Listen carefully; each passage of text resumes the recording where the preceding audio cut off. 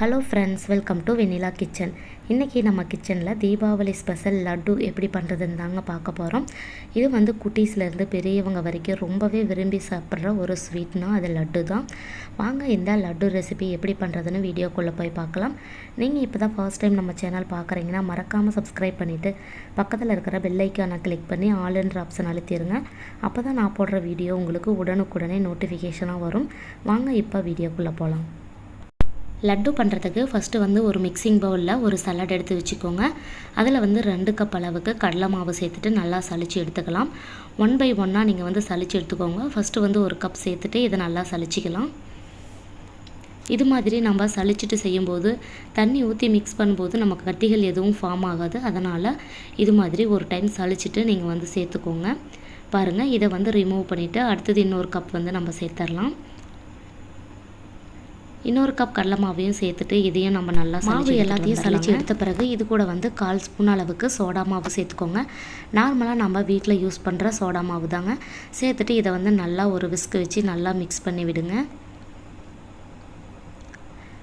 இது மாதிரி மிக்ஸ் பண்ண பிறகு கொஞ்சம் கொஞ்சமாக தண்ணி சேர்த்து கட்டிகள் எதுவும் இல்லாத மாதிரி நல்லா மிக்ஸ் பண்ணி எடுத்துகிட்டு வந்துடலாம். சோடா மாவு வந்து ஆப்ஷனல் தான், தேவைன்னா நீங்கள் சேர்த்துக்கோங்க, இல்லைன்னா அதை வந்து ஸ்கிப் பண்ணிடலாம். சோடா மாவு சேர்த்து செய்யும்போது நம்மளுக்கு பூந்தி வந்து நல்லா குண்டு குண்டாக வருங்க. அதனால் சோடா மாவு வந்து ஆட் பண்ணியிருக்கிறேன். நீங்கள் தேவைன்னா சேர்த்துக்கோங்க, இல்லை ஸ்கிப் பண்ணிடுங்க. பாருங்கள், இது மாதிரி கொஞ்சம் கொஞ்சமாக தண்ணி சேர்த்துட்டு எல்லாத்தையும் ஈவனாக மிக்ஸ் பண்ண பிறகு கொஞ்சம் கொஞ்சம் தண்ணி சேர்த்து மிக்ஸ் பண்ணுங்கள். ஃபர்ஸ்ட் டைமே நீங்கள் தண்ணி அதிகமாக சேர்த்துட்டிங்கன்னா கட்டிகள் விழ ஆரம்பிச்சிரும். அதனால் கொஞ்சம் கொஞ்சமாக சேர்த்துட்டு நம்ம தோசை மாவு பதத்துக்கு மிக்ஸ் பண்ணி எடுத்துக்கலாங்க. தோசை மாவை விட கொஞ்சம் தண்ணியாக இருந்தால் ஓகே, ரொம்ப தண்ணியாகவும் இருக்கக்கூடாது, ரொம்ப கெட்டியாகவும் இருக்கக்கூடாது. பாருங்கள், இதுதான் பர்ஃபெக்டான கன்சிஸ்டன்சி. இந்த ஸ்டேஜில் உங்களுக்கு வந்து பூந்திகள் வந்து கலராக வேணும்னா நீங்கள் வந்து கொஞ்சமாக ஃபுட் கலர் ஆட் பண்ணிக்கலாம். நான் வந்து நார்மல் கலரில் தாங்க இன்றைக்கி செய்ய போகிறேன். இப்போ வந்து மாவு நம்மளுக்கு ரெடி ஆயிடுச்சு. இது ஒரு ஓரமாக இருக்கட்டும். அடுத்தது வந்து நம்ம சக்கரை பாகு ரெடி பண்ணிடலாம். ஸ்டவ் ஆன் பண்ணி கடாய் ஒன்று வச்சுக்கோங்க. அதில் வந்து 2 கப் அளவுக்கு சர்க்கரை சேர்த்துடலாம். 2 கப் சர்க்கரைக்கு 1/2 கப் அளவுக்கு தண்ணி சேர்த்துட்டு நல்லா கரைச்சிக்கலாங்க. சர்க்கரை மூழ்கிற அளவுக்கு தண்ணி சேர்த்திங்கன்னா போதும். சேர்த்துட்டு நல்லா இதை வந்து கரைச்சி எடுத்துக்கலாம். அடுப்பை நல்லா ஹை ஃப்ளேமில் வச்சுட்டு இதை வந்து நல்லா மிக்ஸ் பண்ணிக்கிட்டே இருங்க. சர்க்கரை நம்மளுக்கு நல்லா கரைஞ்சி வரணும் முழுமையாக. 2 கப் மாவுக்கு 2 கப் அளவுக்கு சர்க்கரை எடுத்திங்கன்னா அளவு சரியாக இருக்கும். உங்களுக்கு இன்னும் தித்திப்பாக வேணும்னா இன்னொரு 1/4 to 1/2 கப் அளவுக்கு சேர்த்துக்கோங்க. பாருங்கள், நம்ம சேர்த்த சர்க்கரைலாம் ஓரளவுக்கு நல்லா கரைஞ்சி வர ஆரம்பிக்குது. இது வந்து இந்த அளவுக்கு நல்லா கொதித்து வந்த பிறகு அடுப்பை வந்து மீடியம் ஹீட்டில் வச்சுக்கோங்க. இதுக்கு வந்து பாகுப்பதம் வந்து 1 கம்பி பதம் அளவுக்கு வரணுங்க. அது வரைக்கும் நம்ம நல்லா கொதிக்க வச்சு எடுத்துக்கணும். இப்போ கொஞ்சமாக செக் பண்ணி பார்க்கலாம். பாருங்கள், இப்போ வந்து லைட்டாக பிசுபிசுப்பு தன்மை தான் வந்திருக்கு. இது வந்து இன்னொரு 2 மினிட்ஸுக்கு நல்லா குக் பண்ணிக்கலாங்க. 2 மினிட்ஸ் ஆயிடுச்சு. மறுபடியும் பாருங்கள், எடுத்து பார்க்கும்போது நடுவில் வந்து ஒரு கம்பி மாதிரி ஃபார்ம் ஆகி உடையுது இல்லைங்களா?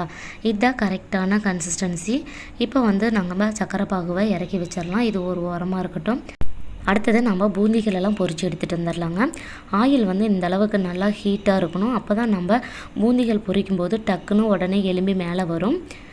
இந்த அளவுக்கு ஆயில் ஹீட் ஆன பிறகு நம்ம வந்து பூந்திகள் வந்து பொரித்து எடுத்துக்கலாங்க. இப்போ வந்து நம்ம கண்ணு கரண்டி இது மாதிரி எல்லா வீடுகள்லையும் கண்டிப்பாக இருக்கும். உங்கள்கிட்ட பூந்தி கரண்டி இருந்துச்சுன்னா அதில் வந்து நீங்கள் பொரிச்சிக்கோங்க. நான் வந்து இந்த மாதிரி கண்ணு கரண்டியில் தான் இன்றைக்கி செஞ்சு காட்ட போகிறேன். இப்போ வந்து கொஞ்சமாக மாவு எடுத்துகிட்டு சேர்த்தும் போது பாருங்கள் எந்த அளவுக்கு நல்லா முத்து முத்தாக எந்திரிச்சு வருதுன்னு. இந்தளவு வந்து ஆயில் ஹீட்டாக இருந்தால் தான் நம்மளுக்கு ஒன்றோடு ஒன்று ஒட்டாமல் போட்ட உடனே நம்மளுக்கு மேலே எலும்பி வரும். அதனால் ஆயில் வந்து ரொம்ப ஹீட்டாக இருக்கிற மாதிரி வச்சுக்கோங்க. சேர்த்துட்டு இதை வந்து உடனே நம்ம எடுத்துடலாம். ரொம்ப நேரம் இதை வந்து வேக வச்சிங்கன்னா நம்மளுக்கு காரா பூந்தி மாதிரி ஆயிரும். அதனால் சேர்த்து ஒரு 20 செகண்டில் வந்து இதை வந்து நம்ம உடனே எடுத்துடணும். அப்போ தான் நம்மளுக்கு பூந்திகள் வந்து லட்டு செய்யும்போது நல்லா சாஃப்டாக கிடைக்கும். பூந்திகளை வந்து எல்லாத்தையும் எடுத்து நம்ம வந்து சக்கரை பாகில் வந்து சேர்த்துடலாங்க.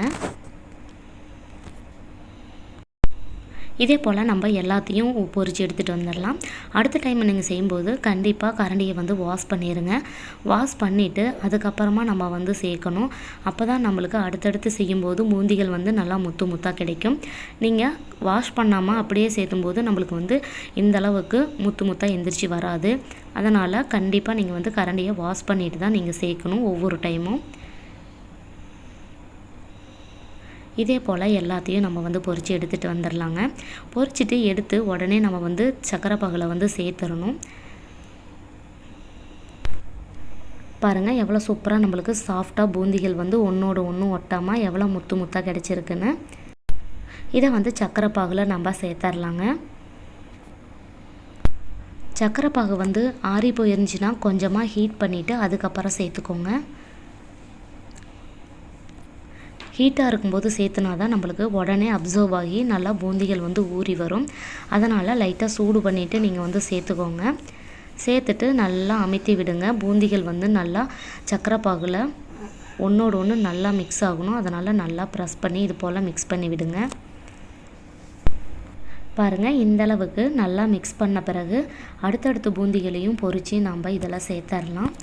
ஒவ்வொரு டைமும் சேர்க்கும்போது நல்லா மிக்ஸ் பண்ணி விட்டுட்டு அதுக்கப்புறம் தான் சேர்க்கணும். இப்போ வந்து அடுத்தது பொரிச்சதை வந்து சேர்த்துட்டு இதை வந்து ஒரு டைம் நல்லா கலந்து வச்சிடலாங்க. 1/2 ஹவருக்கு இது வந்து நல்லா ஊறி அப்சர்வ் ஆகி வரணும். அதுக்கு பிறகு நம்ம வந்து முந்திரி திராட்சையை வறுத்து சேர்த்துக்கலாம். பூந்தி வந்து நம்மளுக்கு ரெடி ஆயிடுச்சு. இது கூட வாசனைக்காக 4 ஏலக்காவை நல்லா தட்டிட்டு சேர்த்துடலாங்க. சேர்த்துட்டு இதை வந்து லைட்டாக கலந்து விட்டுறலாம். பூந்திகள் ரெடி ஆயிடுச்சுங்க. இதை வந்து நம்ம உருண்டை பிடிக்க ஆரம்பிச்சிடலாம். இப்போ வந்து கொஞ்சமாக முந்திரி திராட்சையை வறுத்துட்டு சேர்த்துடலாம். அடுத்தது முந்திரியை வந்து ஃப்ரை பண்ணிவிட்டு நம்ம சேர்த்துடலாம். 2லேருந்து 3 டேபிள் ஸ்பூன் அளவுக்கு நெய் சேர்த்துட்டு ஒரு கைப்பிடி அளவுக்கு முந்திரியை வந்து சேர்த்துட்டு இதை நல்லா ஃப்ரை பண்ணிக்கோங்க. முந்திரி சேர்க்கும்போது டேஸ்ட்டு ரொம்பவே நல்லாயிருக்குங்க. சேர்த்த பிறகு கலர் சேஞ்ச் ஆனோடனே நம்ம வந்து பூந்திகளில் வந்து ஆட் பண்ணிக்கலாம். பாருங்கள் ஓரளவுக்கு நல்லா வறுபட்டுருச்சு. இதை வந்து பூந்திகளில் சேர்த்துட்டு நல்லா மிக்ஸ் பண்ணிக்கலாங்க. இது கூடவே திராட்சை இருந்தாலும் சேர்த்துக்கோங்க. நெய்யில் வறுத்துட்டு நான் வந்து முந்திரி மட்டும்தான் சேர்த்துருக்கிறேன். இது போல் எல்லாத்தையும் நல்லா மிக்ஸ் பண்ண பிறகு ஒரு மேஷர் வச்சு இதை வந்து நல்லா ப்ரெஸ் பண்ணி விட்டுக்கோங்க. இந்த மாதிரி செய்யும்போது நம்மளுக்கு லட்டுகள் பிடிக்கிறதுக்கு ரொம்பவே ஈஸியாக இருக்கும். இல்லைன்னா நம்மளுக்கு கைகளில் ஒட்டாது. இது வந்து முத்து மாதிரி நல்லா குண்டு குண்டாக இருக்கிறதுனால உருட்டி எடுக்கும்போது ரொம்ப கஷ்டமாக இருக்கும். இல்லைன்னா கொஞ்சமாக எடுத்து நீங்கள் மிக்சியில் அரைச்சிட்டு கூட சேர்த்துக்கோங்க. அதுவும் உருண்டைகள் பிடிக்கிறதுக்கு ரொம்ப ஈஸியாக இருக்கும். பாருங்கள் இந்த அளவுக்கு ஓரளவுக்கு நல்லா மிக்ஸ் பண்ண பிறகு இதை வந்து கொஞ்சமாக எடுத்து நல்லா அழுத்தி இதை வந்து உருட்டி எடுத்துக்கணுங்க. அப்போ தான் நம்மளுக்கு நல்லா டைட்டாகி வரும். அதனால் கொஞ்சம் டைட்டாக நீங்கள் வந்து உருட்டி எடுத்துக்கோங்க. உங்களுக்கு எந்த சைஸுக்கு வேணுமோ அதுக்கு தகுந்த மாதிரி நீங்கள் உருட்டி எடுத்துக்கோங்க. இதே போல் எல்லாத்தையும் லட்டு பிடிச்சி எடுத்துகிட்டு வந்துடலாம்.